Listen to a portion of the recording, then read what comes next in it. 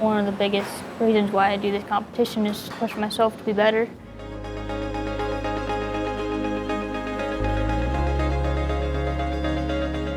It gives you the experience of being out of your comfort zone. For me, that's a big thing because I'm not good when it comes to being out of my comfort zone, but this competition gives me an opportunity to better myself in that area. This is my last opportunity to do it. I wanted to prove to myself that I could still do it. I wanted to make sure that I could still uphold the standards that I set myself to.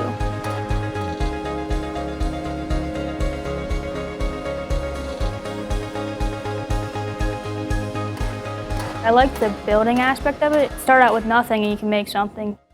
It's a Native American woman portrayed as Mother Nature. So I wanted the waterfall to start in her hands as like she created the river, and the water comes out of her hands and down into the river. And then the base of it is an arrowhead, which connects back to the Native American theme. I've been intrigued by their culture and their simplicity, and I felt that if I could just do something to bring back an interest to others, maybe that would be the best route for me to take. So that's what I did. I had no idea how I could possibly form the base, so I did a lot of research and came up with a material called pitch. It's actually made from tree resin. It's like a putty, but it gets hard. And you sink your piece of copper into this, and it acts as a backing substance to be able to hit against it so that way your whole area that you're hitting on doesn't sink. I made a bunch of these little different shaped chisels to be able to use to form all the features in the face. And you basically just hammer out a design and then flip it over and hammer it out from the back and then flip back over. It's a lot of hammering. Pretty well it was a shot in the dark because I didn't know if I would be able to learn how to do it sufficiently to be able to get where I wanted, but I got it to work out. The next step was to form the base, the arrowhead. I used the CNC machine to cut out a silhouette of an arrowhead, and then I used a handheld plasma torch to get the razor sharp sides for the arrowhead. I used air carbon arc gouging process to gouge out the valley that the river was going to be in. And then once I had that, the next thing to do was to form the water. And I got the help of one of the instructors, and he helped me melt down and cast the aluminum into the riverbed that I had made.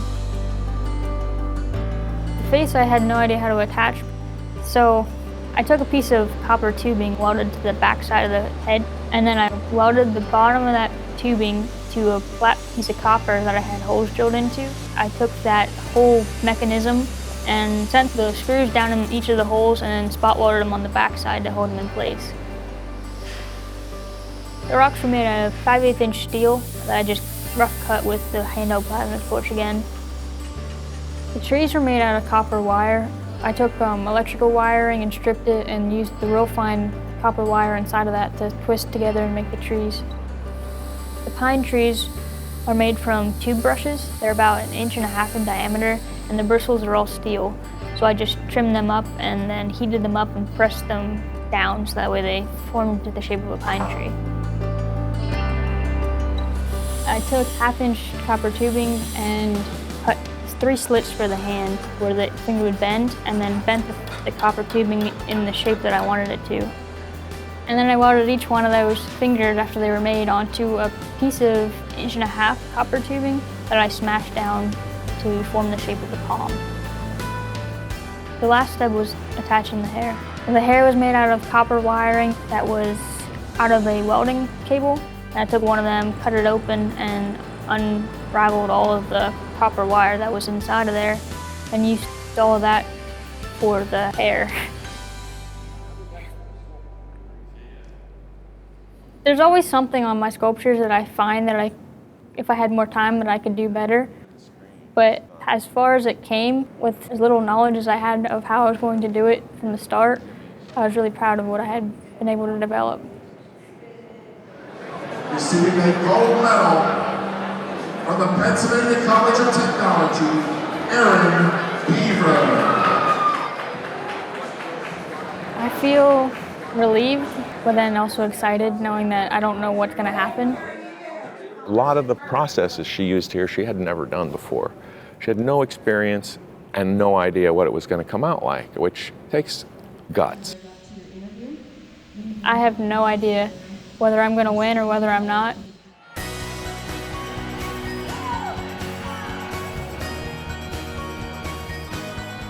Welding Sculpture College, bronze, Erin Beaver, Pennsylvania.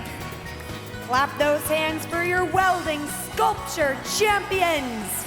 I like to win, but at the same time, it's not the most important part of it. For me, it's just the experience and being there and just seeing how my artwork affects everybody else and how interested they are in it is really what I like to see. That's my favorite part.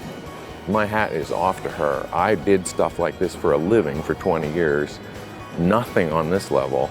So I can truly appreciate what she was going through in her head and the frustration and the anger and the desire for it to be done when there's so much more to do. She's an amazing craftsman, amazing student, amazing person, very talented. If you can imagine it, you can do it.